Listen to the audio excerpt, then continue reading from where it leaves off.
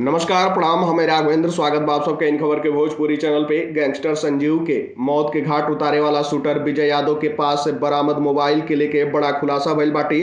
उ मोबाइल नेपाल में ही खरीदल गईल रहे और ओमे जौने सिम का इस्तेमाल कईल गईल बाटे उ सारा सिम नेपाल का ही बा। आप सबके बता दी कि जैसे जैसे जांच आगे बढ़ी वैसे वैसे खुलासा भी हुई। इससे एक बात तो साफ हो गई बाटे कि नेपाल में ही घटना का साजिश रचल गई। वहीं वहीं पे मोबाइल और सिम खरीदल गई बाटे। जैसे उ जब वारदात के अंजाम देव तो पुलिस के अधिक जानकारी न मिल सके।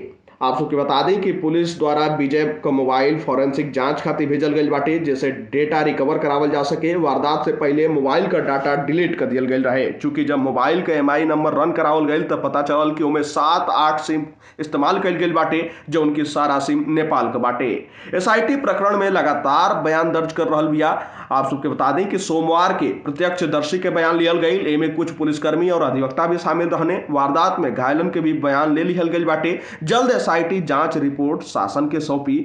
सूत्रन का मानल जाओ तो एसआईटी के अब तक के जांच में जिम्मेदारन का बड़ा लापरवाही उजागर भइल बाटे। आप सबके बता दें कि पुलिस हिरासत में लखनऊ के SC/ST कोर्ट रूम में 7 जून के दोपहर बाद मुख्तार अंसारी के बेहद करीबी कुख्यात अपराधी संजीव महेश्वरी उर्फ जीवा का हत्या कर दियल गई रहे। वकील के लिबास में आयल हमलावर कोर्ट रूम में ही रिवाल्वर से ताबड़तोड़ 6 राउंड फायरिंग कैलस। ए दौरान 2 पुलिसकर्मी, एगो 1.5 साल का बच्ची और ओकरे मां के गोली भी लग गई।